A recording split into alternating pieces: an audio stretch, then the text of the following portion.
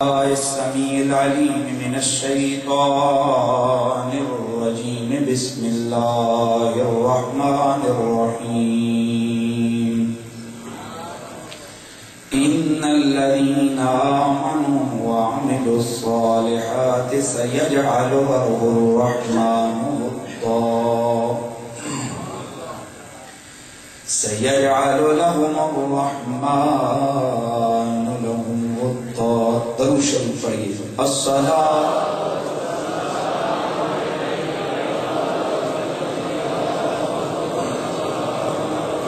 وعلى آلك وأصحابك يا سيدي يا حبيب الله. إن الذين آمنوا وعملوا الصالحات سيجعل لهم الرحمن ودا. درود شریف پڑھیے. الصلاۃ والسلام عليك يا سيدي يا رسول الله وعلى آلك وأصحابك يا سيدي يا حبيب الله. پھر پڑھیے. الصلاة والسلام عليك يا سيدي يا رسول الله وعلى آلك وأصحابك يا سيدي يا حبيب الله. بعد از حمد و صلاۃ لائق تعظیم و تکریم جمیع حضرات حاضرین و سامعین، السلام علیکم ورحمۃ اللہ وبرکاتہ. سفر المظفر اپنے دامن میں بہت سارے اہل اللہ کی نسبتوں کو سموئے ہوئے ہے.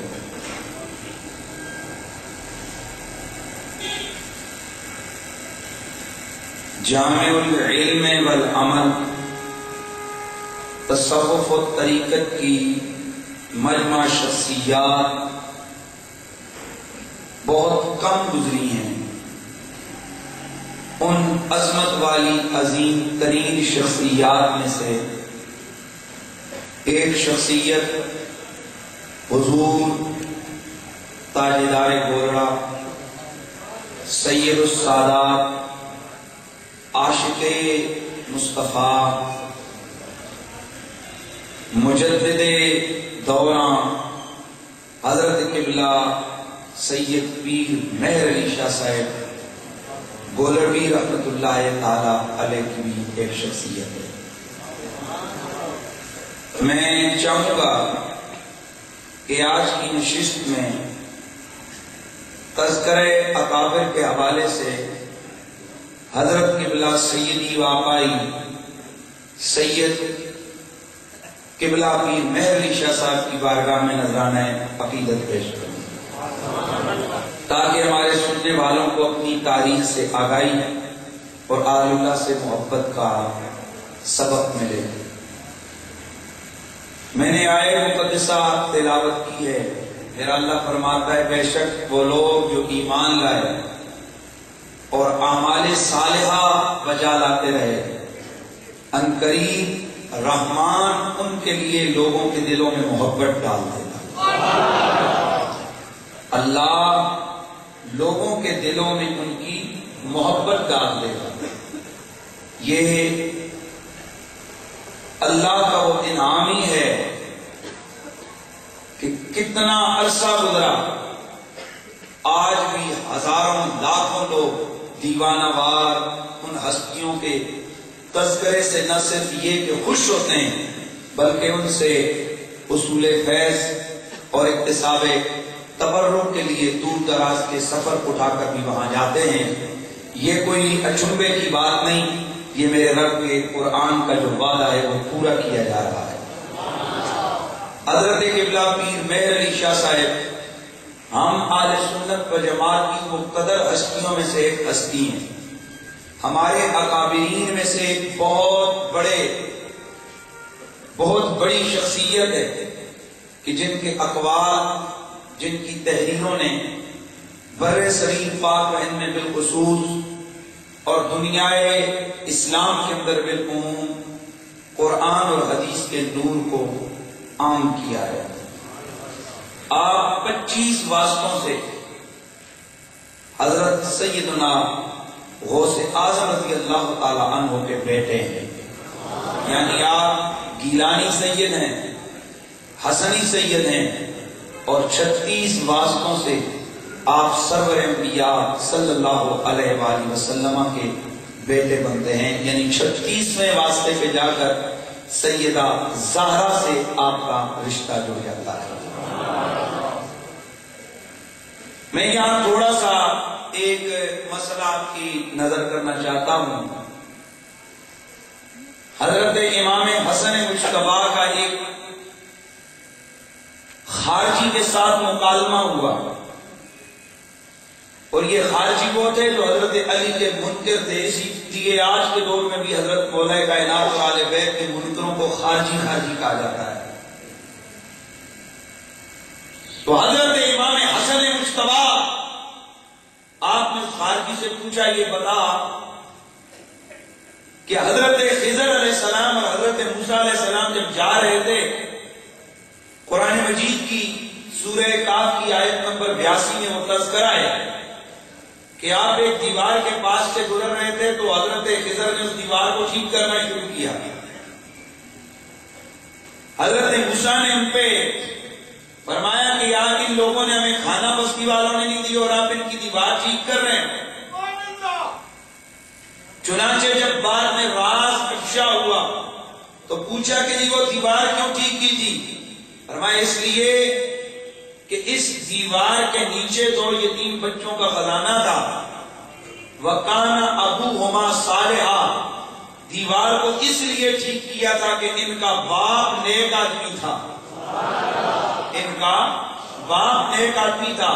علامہ آلوسی فرماتے ہیں 7 پشتیں پیچھے ان کا باپ نیک تھا۔ کتنی پشتیں؟ 7 پشتیں پیچھے ان کا باپ نیک آدمی گزرا تھا، اس لیے اللہ نے اپنے 2 پیغمبروں کو ان کے اس خزانے کو محفوظ کرنے کے لیے حکم ارشاد فرمایا او خارجی، تجھے یہاں سے اتنا تو پتہ چلا کہ اللہ نیک باپ کی وجہ سے اس کی اولاد کا بھی خیال رکھتا ہے، اس پر بھی کرم کرتا ہے۔ کہا ہاں ایسا ہی ہے۔ فرمایا رب کعبہ کی قسم، وہ جو رجل صالح تھا جس کا تذکرہ یہاں ہے، کئی حوالوں سے کئی نسبتوں سے میرا باپ علی اس سے بھی زیادہ نیک ہے۔ اگر رب ان کا خیال رکھ سکتا ہے تو رب ہمارا خیال نہیں رکھتا۔ اور پھر میرے اللہ کا قرآن ہے، سورہ طور کی آیت نمبر 21 ہے، میرا رب فرماتا ہے والذین آمنوا واتبعتهم ذریتهم بإیمان الحقنا بهم ذریتهم وما علتناهم من عملهم من شیء۔ میرا پروردگار فرماتا ہے وہ لوگ جنہوں نے ایمان لایا، ایمان پر عقیدے پر انہوں نے زندگی گزاری، واتبعتهم ذریتهم بإیمان، اور ان کی اولاد بھی مومن رہی، ایمان کے ساتھ ان کی اولاد بھی ان کی اتباع کرتی رہی، تو میرا رب فرماتا ہے الحقنا بهم ذریتهم، قیامت کے دن ہم ان کی اولاد کو ان کے ساتھ ملا دیں گے، ان کی اولاد کے ساتھ انہیں ملا دیں گے۔ یہی بات ہے کہ علامہ آلوسی فرماتے ہیں قیامت والے دن اولاد اپنے نیک اولاد جو ہوگی، مطلب ایمان والوں کی اولاد جنت میں انہی کے درجے میں ہوگی۔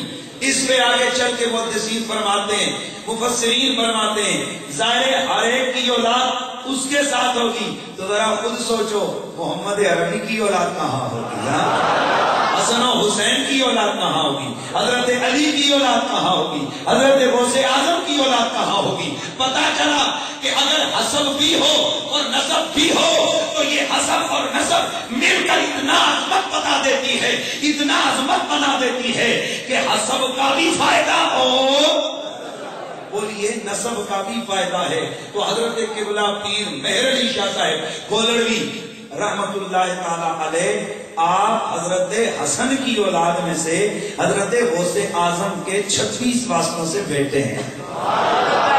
اچھا، یا میں ایک چیز اور عرض کرتا چلوں کہ خاندان گورڑا، سادات گورڑا کا یہ جو خاندان ہے، شروع سے یہ لوگ ساڈھورا سے ان کے اکابرین، ان کے بزرگ ہجرت کر کے یہاں آئے۔ ظاہر ہے کہ بندہ سچا ہو نا، ہاں سچا ستھرا، تو جیلس پنی ہو ہی جاتی ہے۔ اسی لیے کسی نے ایک دن شکایت کی کہ حضرت فلاں فلاں فلاں میرے خلاف بولتے ہیں، تو اس استاد نے اس کو دلاسا دیا، کہا بیٹا پتھر